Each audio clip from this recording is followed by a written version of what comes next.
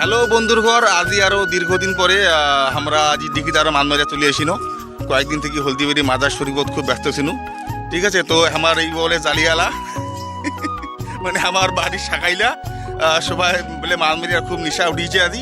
তো সবাই জাল ডাল ধরি একদম রেডি, মানে আদি মাছ মারিবে আমরা, মাছ মারার পুরা নিশা উঠিয়েছে। তো এই ঠান্ডাখানোতে এই দিঘিটার পানি কিন্তু আমার খুব ঠান্ডা, খুবই ঠান্ডা। তো এখন বন্ধু বান্ধব আসছে, এখন শাখাই সুতর আসছে, আমার মনের আশা পূরণ করিয়া নেইবে। আর বন্ধুগণ, তোমার সর্বপ্রথম একটা ধন্যবাদ জানাছো যে তোমার সবাই মোর মাদার শিল্পের ভিডিওটা খুব সুন্দর রেসপন্স করছেন, ভাইরাল করে দিচ্ছেন। অসংখ্য অসংখ্য ধন্যবাদ সবাইকে। সবার সঙ্গে থাকো, মানমার একটু দেখো। বন্ধুগণ, আমরা এই তো এলা জাল নামা শুরু করে দিন। আমার এই ডিগিটা খুবই ঠান্ডা রে, তোমার থাকে না মাছ মারি তোমার দেখামো আজি। তো বন্ধুগণ, আমার এই ডিগিটার না খুবই পানা কচু, বুঝছেন? তো ওই পানা কচু উঠাইতে উঠাইতে খুব ঝামেলা হয়ে গেল। তো মাছ কোথায় কোথায় মাছ উঠেছে রে তাড়াতাড়ি। তো বন্ধুগণ, এই যে দেখো আজিও প্রচুর মাগুর মাছ উঠেছে এক দিনের মতন। এলিয়ে সব মাগুর নাকি রে? হ্যাঁ বাবরে, এত মাগুর!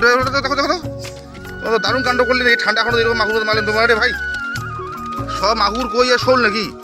ভিতরে আরো আছে? আরে বাবা, তোমার দি ঠান্ডা খাবেন রে ভাই গড্ডে। আর বন্ধুগণ, তোমাকে দি কাকু মাছ নাকি তো চলে এসে না দি আমার বাড়ি, ঠিক আছে?